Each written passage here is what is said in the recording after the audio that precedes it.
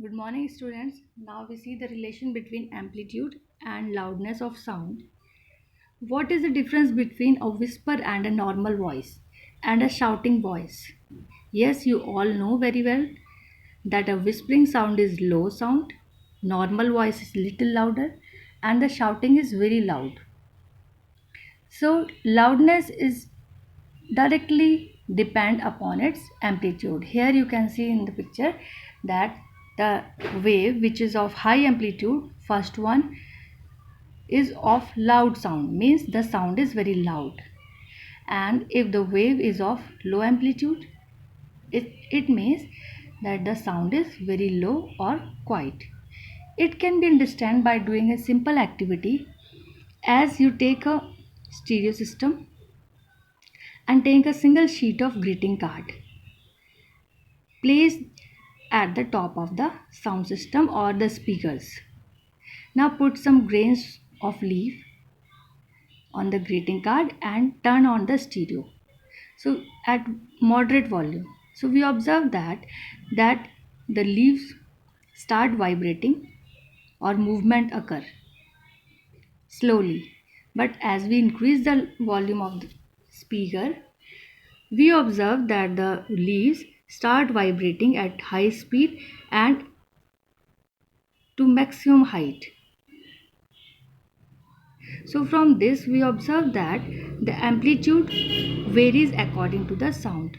When the sound is low, the amplitude of the tea leaf is low, and when we increase the sound, the tea leaves start vibrating to maximum height.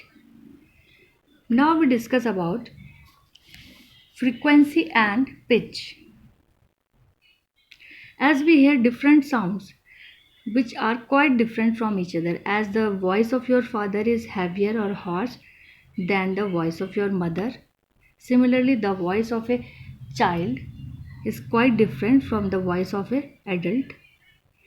So, the sensation of frequency is commonly referred to as the pitch. The pitch of sound depends directly on the frequency. Frequency, I told you, is the number of vibrations per unit second is called frequency. As we see that in first picture, there are only 3 waves occurring in 1 second. Rather, in second picture, you see that there are so many waves comes in that particular second. So the first wave is of low pitch or low frequency wave, and the another is high frequency wave or high pitched wave.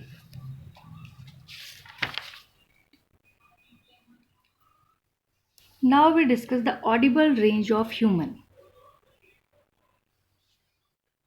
We can hear from 20 Hz to 20,000 Hz, and this range is called the audible range, means we can hear sound in this range only. Below 20 Hz we are not able to hear, and above 20,000 Hz we are not able to hear the sound.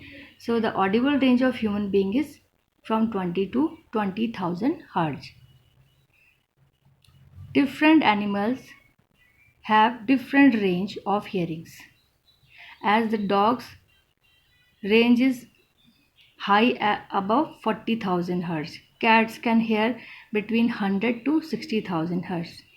Similarly, the mice from 1000 Hz to lakh 1 lakh Hz, and the dolphins up to at least 1 lakh Hz. So the sound which is below 20,000 Hz is called infrasounds, and the sounds which are above 20,000 Hz is called ultrasounds, and the human hearing range is 20 to 20,000 Hz. Now, music and noise. What is the difference between a noise and a music? Yes, the unpleasant, irritating, tearing sound is called noise. For example, in a classroom when so many students talk simultaneously, which very loud sound is a noise, is a type of noise. Or the sound of a loudspeaker or horns coming from the outside is a type of noise which appears unpleasant to our ear, is called a noise. And what is music? The smoothing, pleasant and refreshing sound are called music or musical sound. The sound of different musical instrument which appears very or which look appears very smoothing and pleasant to our ear, and it produces by regular and periodic vibrations, that is a musical sound.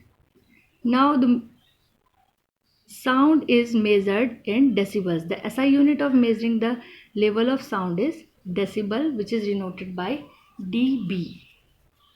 If silent is there, then the level of sound is 0 decibel, and the whispering murmuring sound is of 30 decibel, and the sound of car horn is 110 decibels, and jet engines and gun blast is of 140 decibel.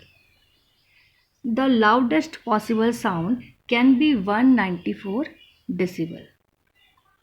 Now, what is noise pollution? Yes, noise pollution is the unwanted and displeasing human created sound that disputes the environment. The main sources of noise pollution, you know very well, is the means of transportations, including trains, aircrafts, and close extents of residences and industries, office equipments, factory machineries, and there are so many others. And the noise pollution affects both health and behavior. It can cause hypertension, high stress level, hearing loss also sometimes, panic attacks, depressions, and high noise pollution can cause cardiovascular disorder also. So noise pollution can be controlled by limiting the speed of the vehicles, reducing the heavy weight vehicles on the road, and by following the traffic control rules, and by reducing the volume of speaker which is used during any religious and family functions. So in this way we can control the noise pollution. Now your chapter is completed, students. So write the question answers. I am sending you the checkpoints and solution of the questions.